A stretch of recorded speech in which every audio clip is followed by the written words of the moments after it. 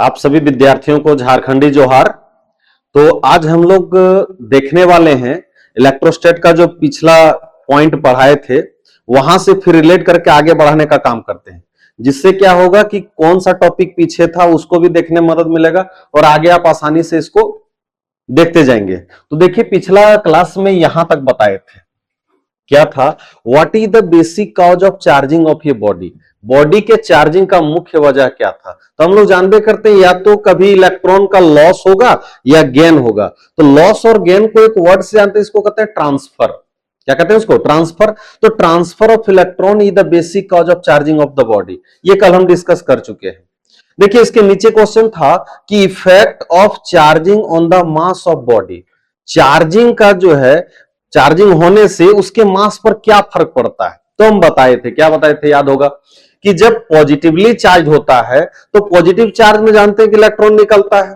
तो इलेक्ट्रॉन निकलता है तो उसका मास क्या होता है, घटता है। देखिए यहां लिखा हुआ है व्हेन ये body is positively charged its mass partially और स्लाइटली डिक्रीजेज, घटता है due to loss of some electron. Electron के लॉस होने से कुछ इलेक्ट्रॉन निकल जाता है, उसके वजह से क्या होता है, कहीं ना कहीं जो है वो मास घट जाता है। दूसरा है व्हेन ये बॉडी इज नेगेटिवली चार्ज। जब बॉडी नेगेटिवली चार्ज होगा तो उसका मास क्या होगा, इट्स मास पार्शियली और स्लाइटली इंक्रीजेज। क्या करता है, इंक्रीज करता है। क्यों इंक्रीज करता है? क्योंकि नेगेटिव चार्ज में इलेक्ट्रॉन आकर के जुड़ जाता है तो उस इलेक्ट्रॉन के मास के बराबर मास क्या होता है, बढ़ जाता है। अब चूंकि इलेक्ट्रॉन का मास कम होता है इसलिए यहां इस वर्ड को प्रयोग किए पार्शियली या तो स्लाइटली। तो यहां तक हम बताए थे। चलिए इसके बाद नेक्स्ट हम लोग टॉपिक देखते हैं। देखिए सबसे वीवीआई क्वेश्चन, यहां से रेगुलर एग्जाम में क्वेश्चन पूछा जाता है।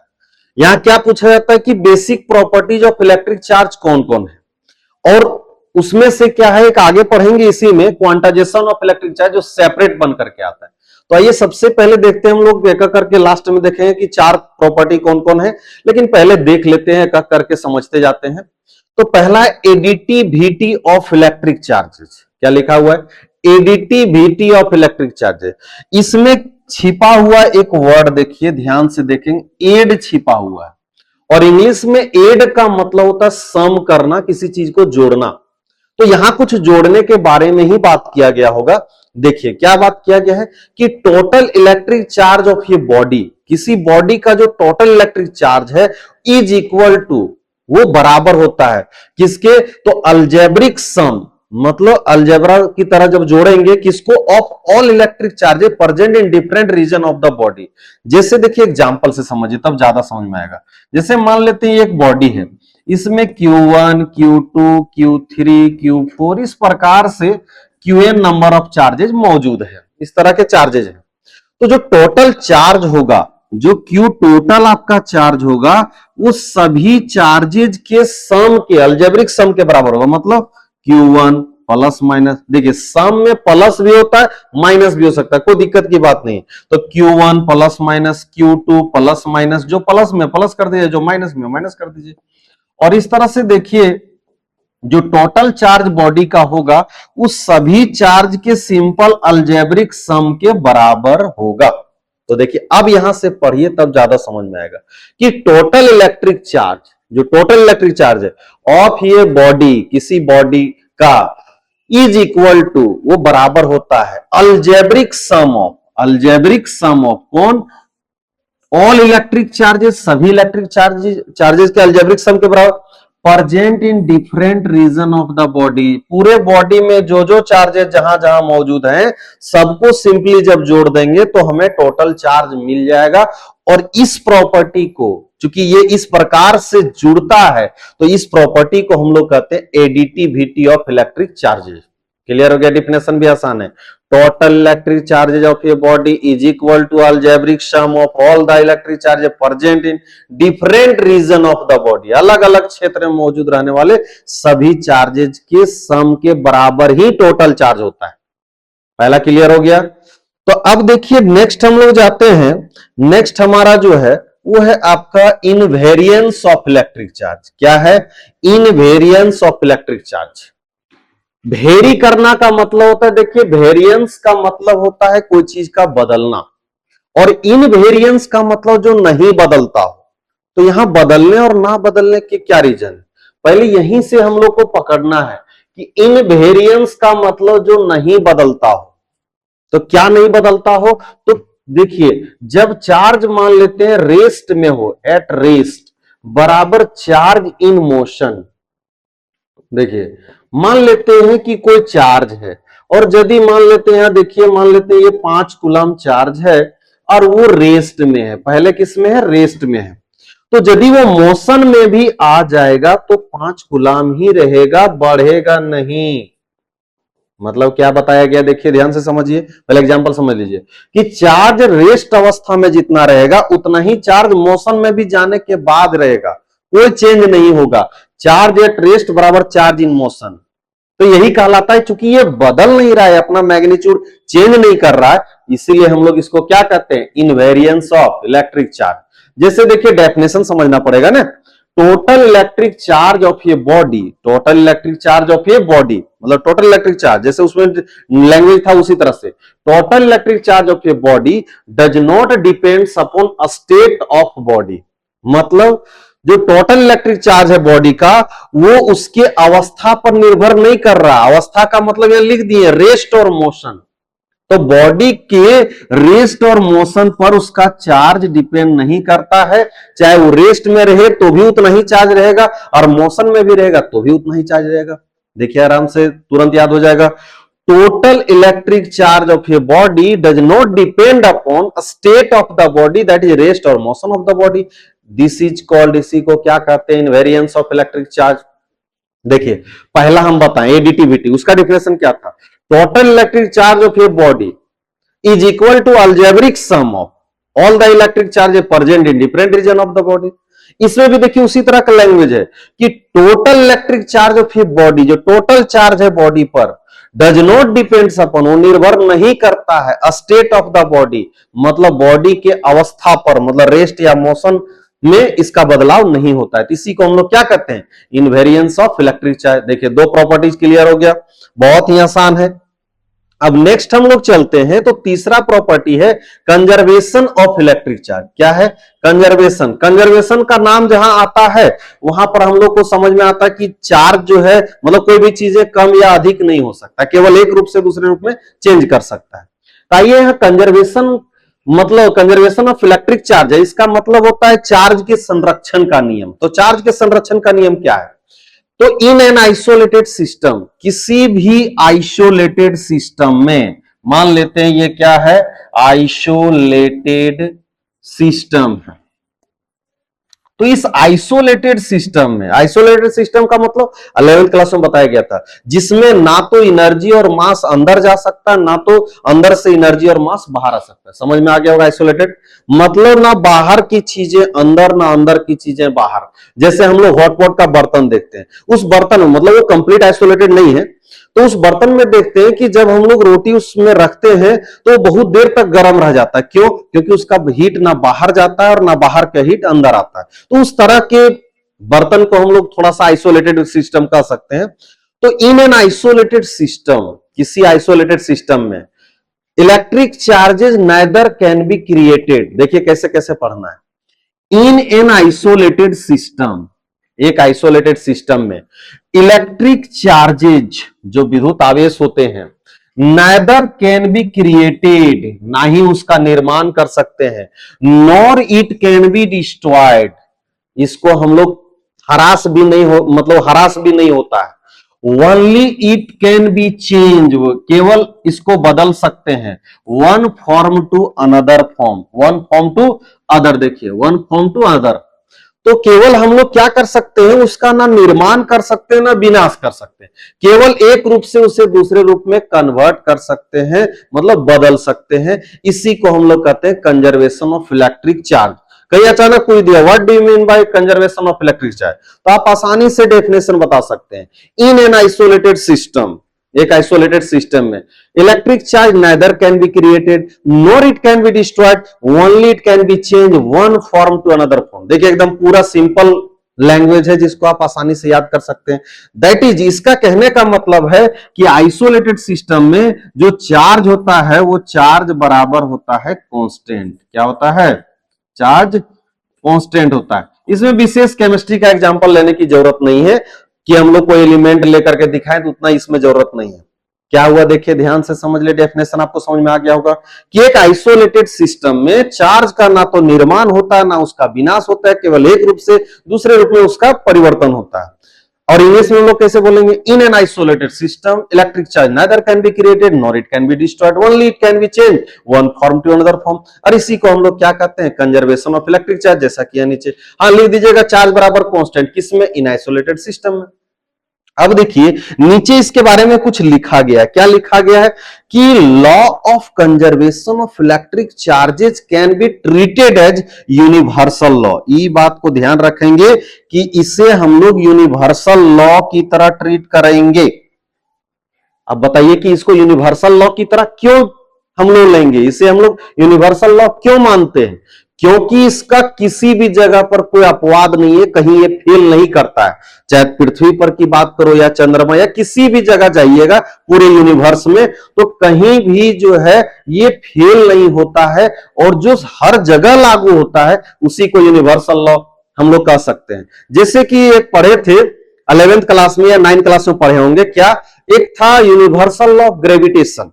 तो यूनिवर्सल लॉ ऑफ ग्रेविटेशन चूंकि हर जगह, हर ग्रह उपग्रह वगैरह सब जगह लागू होता है, इसलिए हम लोग उसको क्या कहते हैं, यूनिवर्सल लॉ। और लास्ट में लिखा हुआ है कि क्यों, तो because it has no exception, क्योंकि इसका कोई अपवाद नहीं है। देखिए यहां लिखा हुआ है, law of conservation of electric charge can be treated as, ले सकते हैं हम लोग universal law because it has no exception, क्योंकि इसका कोई अपवाद नहीं है, इसलिए हम लोग इसको क्या मानते हैं, यूनिवर्सल लॉ मान करके चलते हैं। क्लियर हो गया होगा, आपका तीसरा नंबर भी देखिए क्लियर हो गया।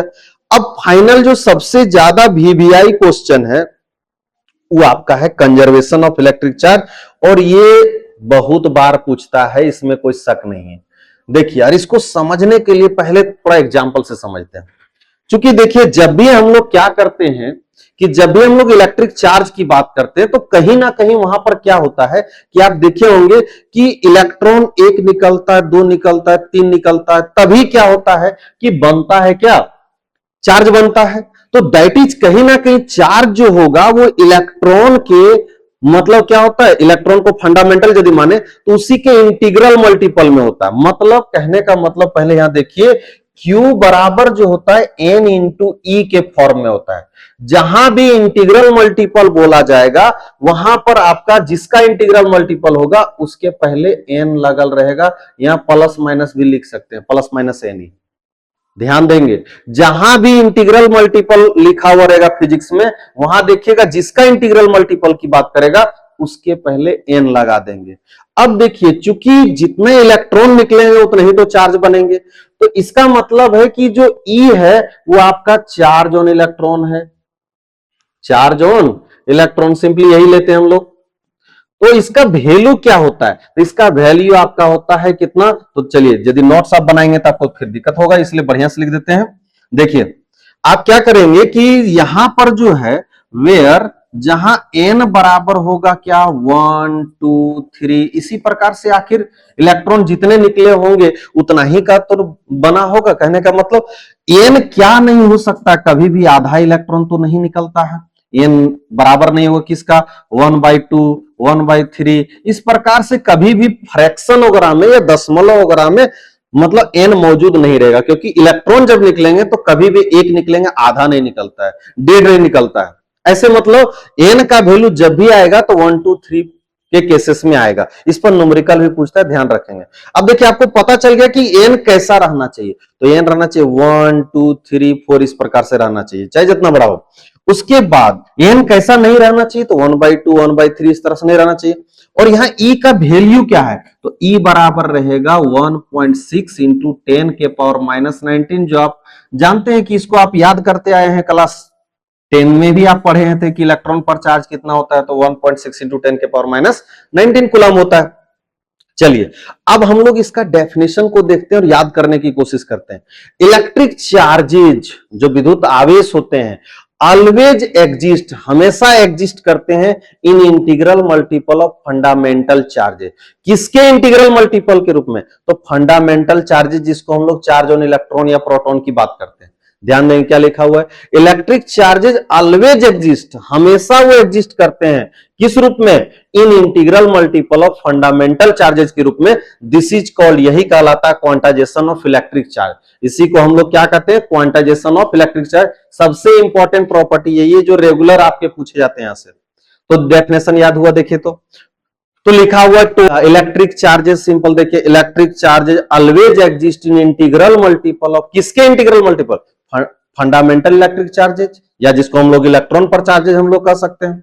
तो डेफिनेशन आपको बार बार बोल के याद करना है, electric charges always exist in integral multiple of fundamental electric charges, और उसको हम लोग क्या कर सकते हैं, चार्ज ऑन इलेक्ट्रॉन के रूप में कह सकते हैं। ये एक यूनिवर्सल लॉ नहीं है, क्यों, क्योंकि ये छोटे लेवल पर तो लागू होता है, लेकिन जब बड़े चार्ज पर जाते हैं तो एन का मान फ्रैक्शन में भी आने लगता है, इसलिए यह एक यूनिवर्सल लॉ नहीं हो सकता है। क्या बताएं कि यह यूनिवर्सल लॉ क्यों नहीं है, इसलिए नहीं है क्योंकि ये एक्सेप्शन है इसका कि ये मैक्रोस्कोपिक लेवल पर लागू नहीं होता, माइक्रोस्कोपिक छोटे लेवल पर लागू होता है, लेकिन मैक्रोस्कोपिक लेवल पर यह लागू नहीं होता, इसलिए इसका मतलब अपवाद है एक तरीके से, और इसलिए ये यूनिवर्सल लॉ नहीं हो सकता है। क्लियर हो गया आपका, क्या क्लियर हो गया। तो आपके चारों प्रॉपर्टीज कौन कौन थे याद कीजिए। जैसे पूछा कि right the name of all the basic properties, तो पहला नंबर हो गया एडिटिविटी ऑफ इलेक्ट्रिक चार्ज, दूसरा नंबर हो गया इनवेरियंस ऑफ इलेक्ट्रिक चार्ज, तीसरा नंबर हो गया कंजर्वेशन ऑफ इलेक्ट्रिक चार्ज, और चौथा नंबर हो गया क्वांटाइजेशन ऑफ इलेक्ट्रिक चार्ज। और ये चारों को आप अब उसमें से डेफिनेशन किसका विशेष याद रखना है, तो ये वाला कौन था, electric charges always exist in integral multiple of fundamental electric charge. तो ये आपको याद रहना चाहिए, बहुत इंपॉर्टेंट। इसमें क्या है, एन का वैल्यू हमेशा 1 2 3 के रूप में रहना चाहिए। एन का वैल्यू किस में नहीं रहना चाहिए, 1/2 1/3, जैसे देख निकालने देता है कि इसमें बताइए एन का वैल्यू कौन सही नहीं है, तो सही कौन नहीं रहेगा, यदि फ्रैक्शन में 10 ग्राम रहेगा। चलिए अभी देखें हम लोग क्वांटाइजेशन ऑफ इलेक्ट्रिक चार्ज। अब उससे रिलेटेड दो क्वेश्चन पूछा गया है, दो क्वेश्चन नहीं बल्कि और भी क्वेश्चन है, लेकिन कुछ ऑब्जेक्टिव में क्वेश्चन है और कुछ सब्जेक्टिव क्वेश्चन है। तो ये थोड़ा सा सब्जेक्टिव क्वेश्चन हम लोग देख लेते हैं, क्या क्वेश्चन है पढ़िए तो। How many electron pass through a conductor, मतलब कितने इलेक्ट्रॉन पास करेंगे किसी कंडक्टर से, मतलब एन बराबर what, how many electron pass through a conductor, मतलब एन हमको पूछ रहा है इन 2 मिनट्स। समय दिया हुआ है कितना, 2 मिनट, लेकिन मिनट तो हमारा एसआई यूनिट है नहीं, तो इसको 2 × 60 कर देंगे, जिससे हमारा कन्वर्ट हो जाएगा 120 सेकेंड में। क्लियर हो गया। एन दिया हुआ है, टी दिया हुआ है।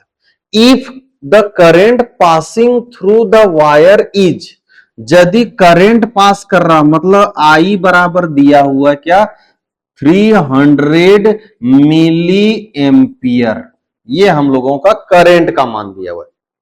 तो चलिए अब हम लोगों को एन चाहिए।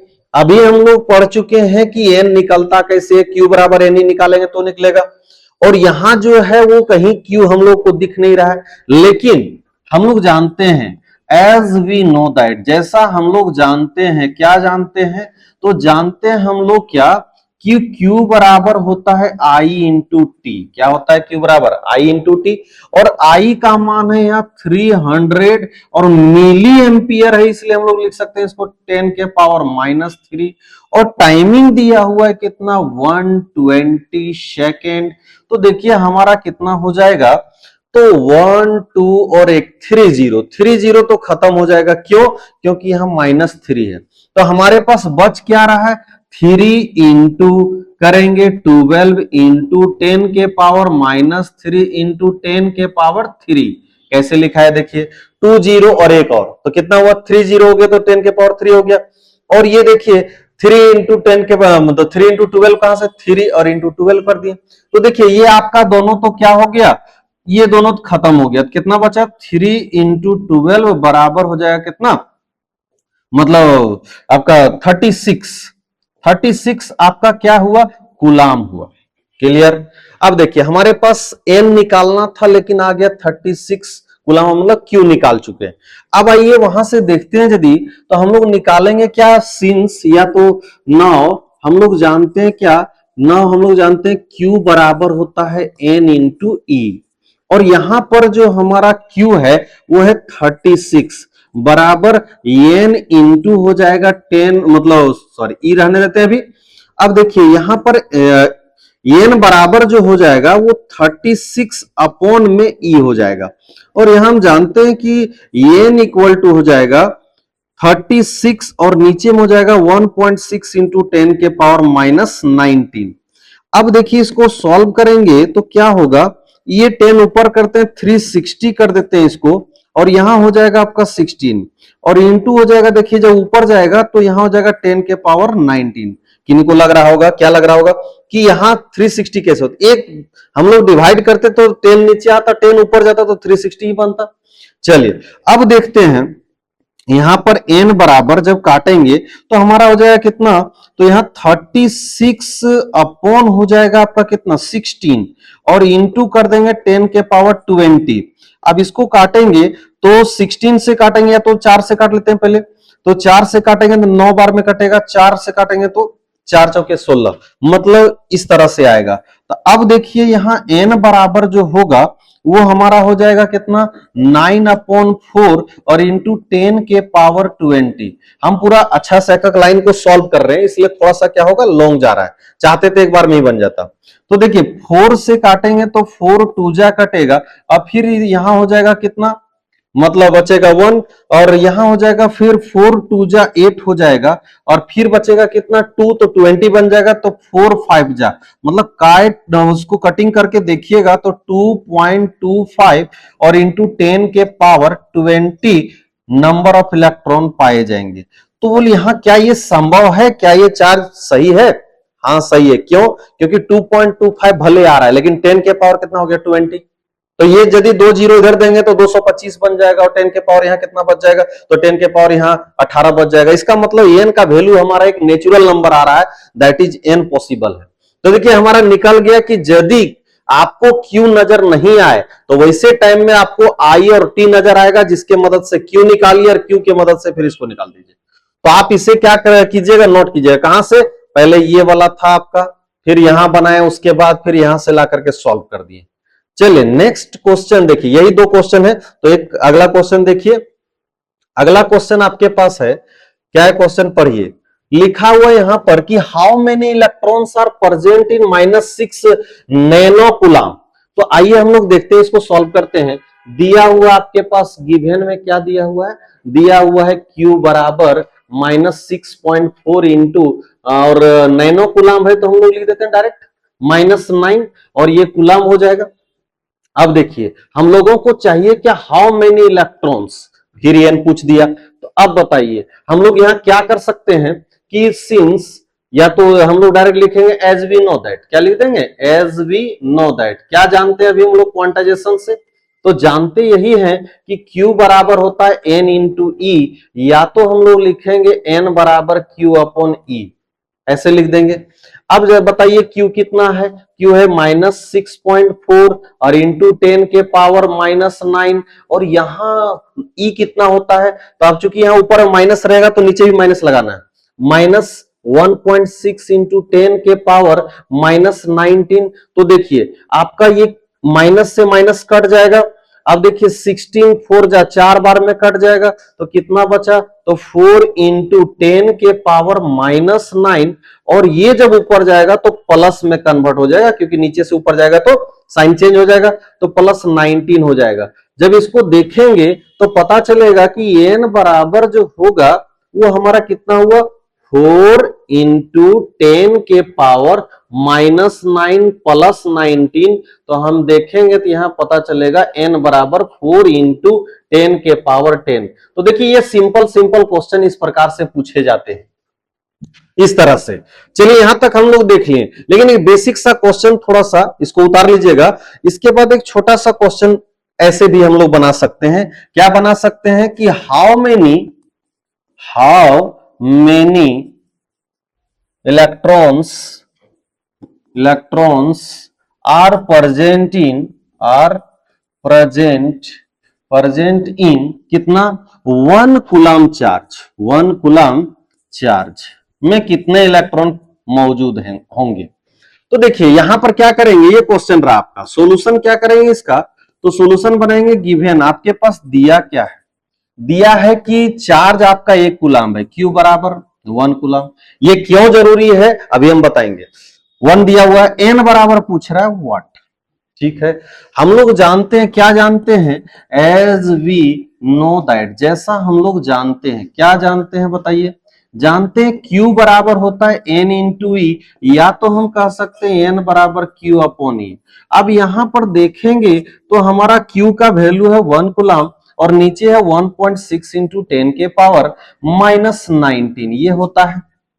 चलिए अच्छा है, एन बराबर देखिए नीचे से ऊपर जाएंगे तो ये 10 बन जाएगा और यहाँ 16 बन जाएगा और 10 के पावर ये ऊपर जाएगा तो 19 बन जाएगा।